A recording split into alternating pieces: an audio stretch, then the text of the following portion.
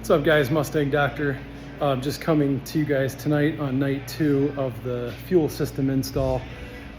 First thing we did here was we got the return line installed basically in the fitting. Those are a little difficult to put together, so I'll show you guys how to do that when we do the feed line. But we just ran the dash 8 line now, which is the return side of this fuel pressure regulator. And then on this side, this is where the dash 10 line is going to come in, which is just down here. The dash 10 is obviously just a thicker line. That's the feed coming from the fuel tank itself into the fuel pressure regulator, which is then going to go into the fuel rails and fuel injectors.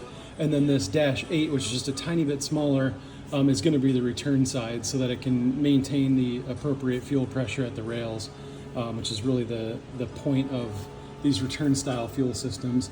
And what this is going to really help with is this dash 10 line is a lot bigger than the fuel line that we're about to pull out of the car. This is the original stock rails and stock crossover line. So if you just take a look at this in and of itself, you can see quite a bit of a difference in gauge and thickness.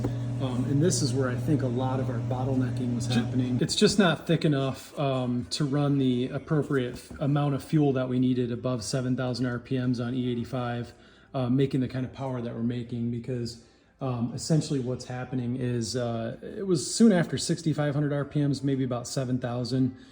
We were just going lean and we were showing a little over 100% injector duty cycle, but we're running thick 1200s. So I know the fuel injectors are heavy enough for that kind of power demand and fuel demand, but what's happening is we're losing pressure across the entire curve. So this return style fuel system is going to make a huge difference, and it's going to allow us to mount the fuel pressure regulator right around there, and we're going to be able to run dash 10 lines in and dash 8 back to the tank, and that's going to allow us to maintain the appropriate fuel pressure.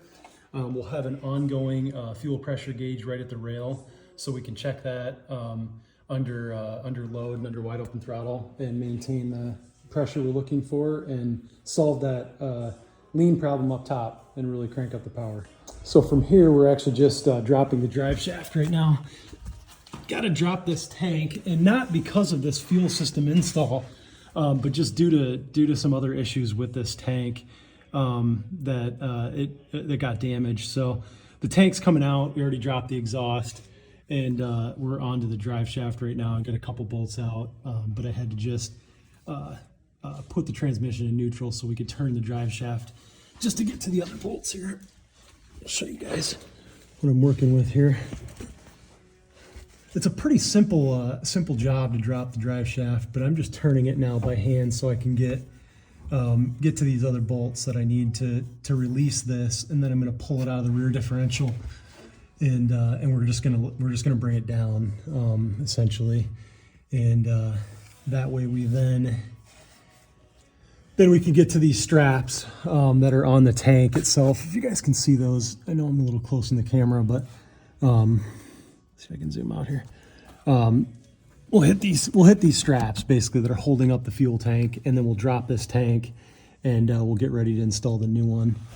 And the nice thing about this, even though it's annoying that we did have to drop this tank and go through all this side of it, because normally you could just deal with this fuel system install with the tank where it is. It's a little bit harder, but I wouldn't. If we didn't need to drop the tank, I didn't want to.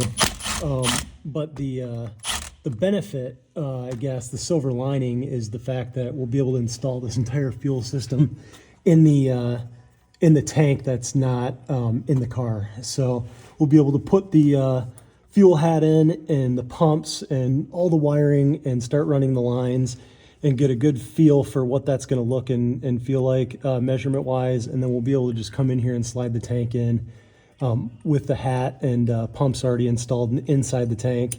And then just snug it right in and go from there.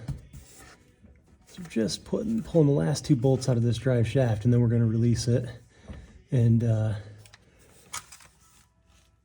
get after this tank.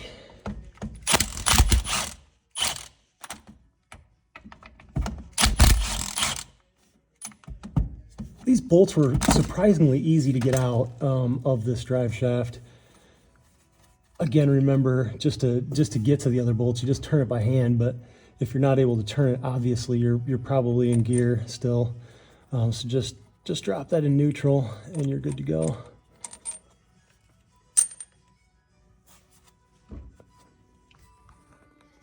All right, guys, so we're just gonna pull now that we got the bolts out, we're just gonna pull the drive shaft off, and you can actually just get a little screwdriver in here and just pry that loose a little bit. And then it usually comes right out. You can see how we can pull this back, and basically what we're gonna do is pull it back, and then we're gonna try to drop it down.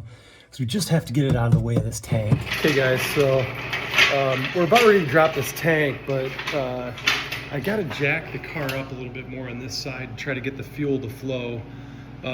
The rest of it to kind of pool up on the left side of the tank, because for some reason the Venturi line isn't grabbing enough fuel from this side of the tank now that it's below half. But we need it well below half because I'm not strong enough to drop this whole thing with half a tank of fuel in it by myself. So we're gonna just jack up this side of it a little bit to try to, like I said, pull the fuel over to the left side of the tank where the basket is. And then we're going to turn the fuel pump drain tune back on and try to flush the rest of this fuel out. Okay, guys, fuel pump drain tune on. Let's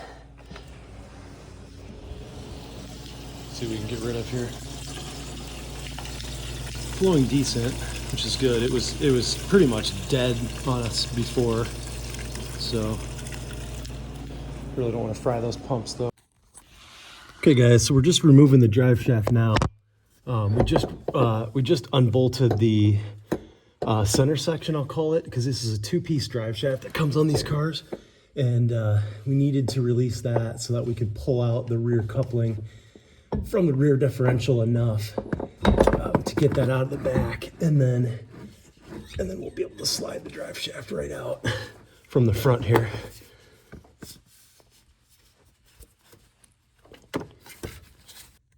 Okay, guys, so the fuel tank is out. Right there is where it goes.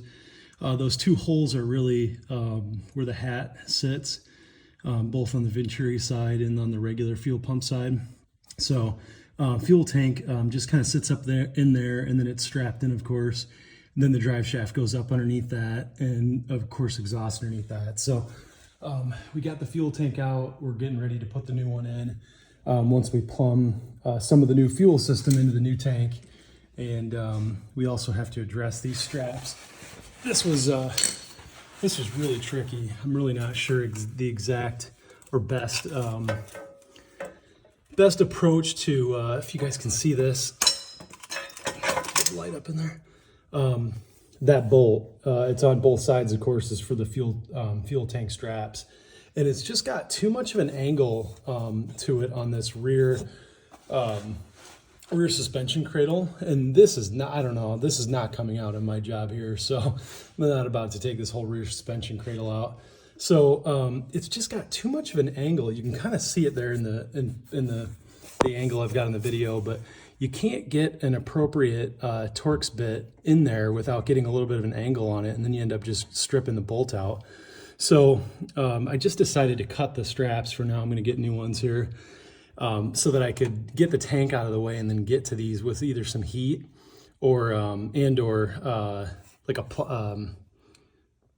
a pliers or some sort of grip that I can get on there, because they're kind of stripped now at this point, and there was really no other way to try to get in there.